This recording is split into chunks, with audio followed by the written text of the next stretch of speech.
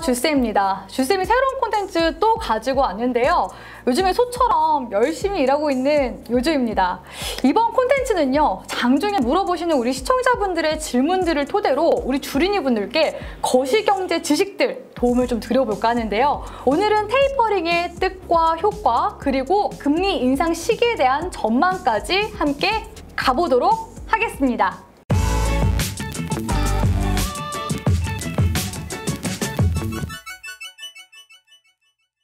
우리 구독자분들 중에 자녀 키우시는 분들 많으신데요. 이 아이들이 대학에 입학을 해요. 그래서 아르바이트도 하고 경제활동도 하고 그러면 혹시 용돈 더 주실 건가요? 보통은 이 용돈을 줄이게 되겠죠. 그러면 자녀들이 대기업에 취업을 하게 되면요, 용돈 상황이 역전되게 되겠죠. 우리 부모님들이 받으시잖아요. 그런 것처럼 이 각국의 중앙은행들도 마찬가지라고 볼 수가 있는데요. 이 부진한 경제를 살리기 위해서 용돈을 주는 것처럼 시장에 돈을 풀었다가 다시 경제 상황이 나아지면 돈을 줄여나가는 그런 상황. 그러니까 풀었던 돈을 점진적으로 줄여나가는 것을 테이퍼링이라고 합니다. 자, 이렇게 이해하니까 참 쉽죠? 원래는 운동선수들이 큰 대회를 앞두고 컨디션 조절을 위해 훈련량을 조금씩 줄여나가는 데에서 유래한 단어라고 하는데요. 근래에는 이 금융시장에서 더 많이 쓰이고 있는 그런 용어이기도 합니다. 그렇다면 이러한 테이퍼링 언제부터 금융시장에서 쓰이기 시작했을까요? 먼저 2008년도 글로벌 금융위기 시절로 함께 거슬러 올라가 보도록 할게요. 당시 전 세계적인 위기로 인해서 부동산 가격과 실물 경기는 완전 곤두박질 쳤던 그런 상황이었죠. 가라앉아 있는 경기를 띄우기 위해서 각국의 중앙은행들은요, 경쟁적으로 금리를 내리기 시작합니다. 하지만 이미 기준금리가 너무 낮은 상황이었기 때문에 더 이상 내릴 금리가 남아있지 않았었죠.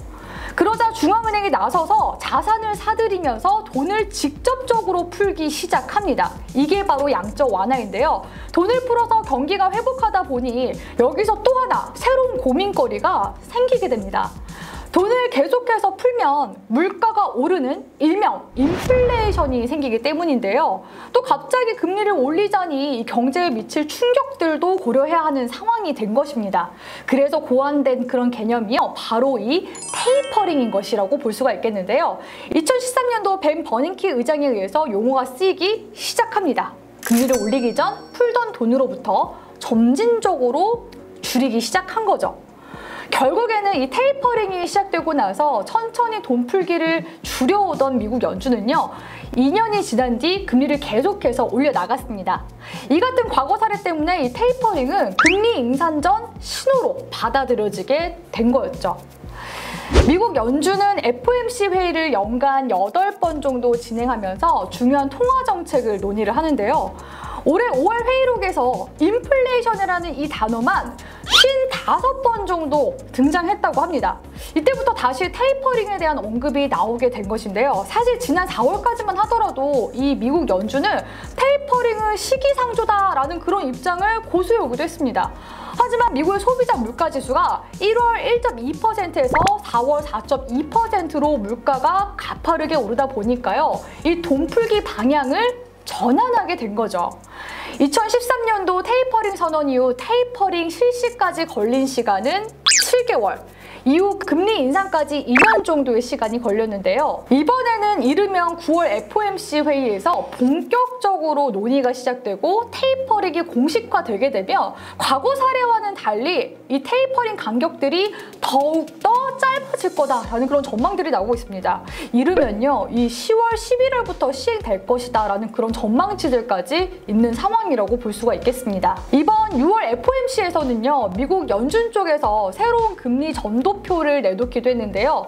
연준은 매 분기 말 FOMC 회의 때마다 점도표라는 것을 공개를 합니다. 이러한 점도표는요, 미국이 언제 금리를 조정할 것인지와 금리 인하, 금리 인상 시기를 예고해주는 주요한 지표라고 볼 수가 있는데요. 연준의 최고 결정권자인 18명 위원들이 찍은 이 금리 예상치 점들을 그림으로 연결한 것을 점도표라고 합니다. 물론 누가 어디에 어떤 점을 찍었는지 그 실명은 거론되진 않지만요. 연준 간부들의 금리에 대한 의견들을 파악해 볼 수가 있기 때문에 향후 연준의 금리 운영 계획표로 볼 수가 있습니다. 그래서 이 점도표로요, 앞으로 환율이라든지 국제 유가, 뉴욕 증시, 금시세, 더 나아가 한국 증시까지 예측해 볼 수 있는 선행 지표로 활용을 해볼 수가 있습니다. 그런데 이번에 공개된 점도표를 보면요, 이 금리 인상 의견이 더 많은 것을 볼 수가 있습니다. 그렇다는 것은 예상보다도 훨씬 더 일찍 금리를 올릴 수 있다라는 그런 신호로 볼 수가 있겠죠. 이러한 미국의 금리를 좌우하는 양대 경제 지표로 대표적으로 고용과 물가를 꼽아 볼 수가 있겠는데요. 이 미국의 고용 보고서와 물가 지수에 따라 금리 인상의 시기와 폭이 결정된다고 볼 수가 있습니다. 하지만 아직까지는 고용 지표가 부진하게 나오면서 이 테이퍼링과 금리 인상 연기론도 같이 대두가 되고 있는 중이라고 볼 수가 있겠는데요. 이 백신 접종이 순조롭게 진행이 되고 있는 그런 상황이기도 하지만 아직까지도 감염 위험이 큰 상황인데다가 학교들이 원격 수업으로 문을 열지 않아 그 아이들을 돌보는 저임금 실직자들이 취업을 포기하고 있는 것들도 주요 원인이라고 볼 수가 있습니다. 물론 연말로 갈수록 계속해서 안정화를 찾을 것이다 라는 그런 전망들도 있지만요. 이러한 연준이 추세에 만약에 뒤처지게 되면서 인플레이션을 만약 통제하지 못하게 된다면 이 고용지표의 안도한 시장이 다시금 불안에 쌓일 수도 있는 상황입니다. 그렇기 때문에 조기 테이퍼링의 논의가 중요하게 다뤄지는 거라고 볼 수가 있는 거죠. 이 경제가 안정화되고 있다라는 신호이기도 한 테이퍼링, 당분간은 장기적으로 변동성을 계속해서 키울 수 있는 그런 요인으로 보여지기도 하는데요. 그렇다고 해서 미리 겁먹으실 필요는 없다라고 말씀을 드리고 싶습니다. 충분히 이 해칭이 가능하거든요. 남들이 다 하는 악재는 더 이상 악재가 아니라는 거 우리 코로나 시대 살면서 이미 경험해보셨잖아요. 아직까지는 먹을거리가 많은 장이니까요. 비중 관리 잘 하시면서 주쌤과 함께 공부해 나가셨으면 좋겠습니다. 오늘 영상은 여기까지 마무리하도록 하겠습니다. 그럼 오늘도 가자!